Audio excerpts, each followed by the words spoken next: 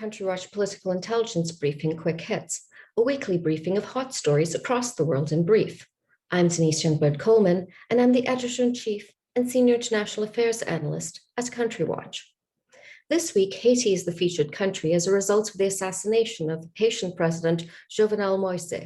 In the early morning hours of July 7th, President Moise was assassinated at his home in the Haitian capital of Port-au-Prince. The assailant shot him 12 times in the head. The president's wife, First Lady Martine Moise, was also shot 3 times and seriously injured. The assailants were characterized as a group of non-identified individuals who spoke English and Spanish. The languages spoken in Haiti are French and Creole. The interpretation was that the assassins were likely mercenaries. A manhunt was underway to find those responsible, with more than a dozen suspects having been arrested in the 24 hours following the assassination and 7 people killed. Among those arrested was a United States citizen. The motivation for the assassination of the Haitian president was unclear. Still, the reality was that Moise, who took office in 2017, has ruled by decree for a year and a half. Moise's 5-year term in power was scheduled to end in February 2021, marking the scheduled end of the presidential tenure of his predecessor, Michel Martelly. But Moise insisted that he was entitled to serve another year since he only took office in 2017. This caused an outcry since the conventional practice has been that an elected official would complete the scheduled term of a predecessor who resigned. Instead, Moise has held on to power, likely violating the constitution in so doing, and he also replaced elected municipal officials with his own loyalists. Meanwhile, parliamentary elections should have been held in October 2019, but were delayed repeatedly until they resulted in a disbanded parliament. The clear authoritarian streak of his leadership aside, Moise was also accused of facilitating Haiti's slide into lawlessness, with kidnappings and attackings occurring with impunity and with urban gang murder becoming regularized fare. In the background was the reality of a deteriorating standard of living in an already impoverished country. Close to 60% of the population was living below the poverty line, often in squalor. In response, opposition rallies and mass protests were taking place and gaining steam as Haitians demanded that he step down, a call that he steadfastly refused. The reality was that with the Haitian landscape in chaos and with the death of the president, controversial as he may have been, it has opened the door, the proverbial trap door, to a power chasm. I'm also covering Tigre, a region of Ethiopia. In 2020, the government of Ethiopia carried out a military offensive into the Tigray region to target rebellious regional leaders. The operation was brutal, with international observers warning of war crimes being committed by Ethiopian-led forces against the Tigrayan people. In March, footage from Tigre Media House was broadcast via CNN and appeared to depict Ethiopian soldiers gathering a group of unarmed young men, shooting them at point-blank range, and then crudely tossing their bodies over a rocky ledge. The soldiers can be heard on the video urging each other not to waste bullets, and instead use the least number of bullets to kill the most Tigrayans. Indeed, the words "2 bullets are enough" are articulated. Although the footage was technically unverified, Amnesty International indicated that if it had confirmed the location of the massacre outside Maher Berdego using 3D modeling software. Meanwhile, Médecins Sans Frontières reported that some of its workers witnessed Ethiopian soldiers dragging men off public buses close to the Tigray capital of Mekelle and executing them. The reality was that there's been no shortage of reports about thousands of extrajudicial killings, as well as a raft of sexual violence and other harms and abuses. Such an appalling record may well give rise to accusations that the Ethiopian government has committed war crimes in Tigray. By 2021, it was evident that the Ethiopian government was unable to maintain its military offensive in the mountainous region, where rebel forces liberated cities from under the control of the Ethiopian military. In an effort to finesse the optics of defeat, Prime Minister Abiy Ahmed announced that Ethiopian forces had left Tigray and that a unilateral ceasefire had been announced ahead of the crop planting season. In reality, however, United Nations witnesses on the ground have indicated that Ethiopian forces in the area appear to be carrying out targeted punitive measures, such as destroying key infrastructure and preventing food from being delivered into the region, a region already suffering from war-caused famine.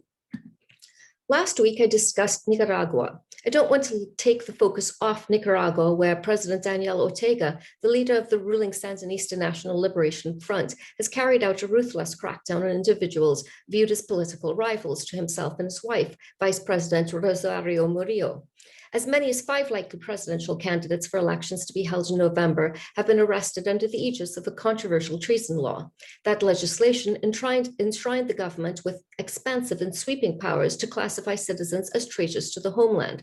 With the Nicaraguan courts being the juridical wing of the Sandinista government, they would ensure that the arrests were validated, an act of cynical complicity. One of President Ortega's most prominent targets was presidential candidate Cristiano Chamorro, who was in detention on dubious money laundering charges. Chamorro was the daughter of journalist Pedro Joaquin Chamorro, who was murdered in 1978 by the extrajudicial militia of Nicaragua's dictator at the time, Anastasio Somoza Devalle. Meanwhile, Cristiano Chamorro's brother, renowned journalist Carlos Fernando Chamorro, the editor of the Confidencial website, fled the country to safeguard his freedom. The general consensus has been that ahead of the 2021 elections, both Ortega and his wife are afraid of a repeat of 2018, when Nicaragua was rocked by mass protests demanding the resignation of himself and his wife and railing against the slide into dictatorship. Ortega and Murillo appeared to be geared towards avoiding a similar pre-election landscape and ensuring a glide path to re-election victory and ensuring their absolute lock on power. The fact that they would use such blatant mechanisms of repression to do so stands as an admission of their own political weakness in Nicaragua.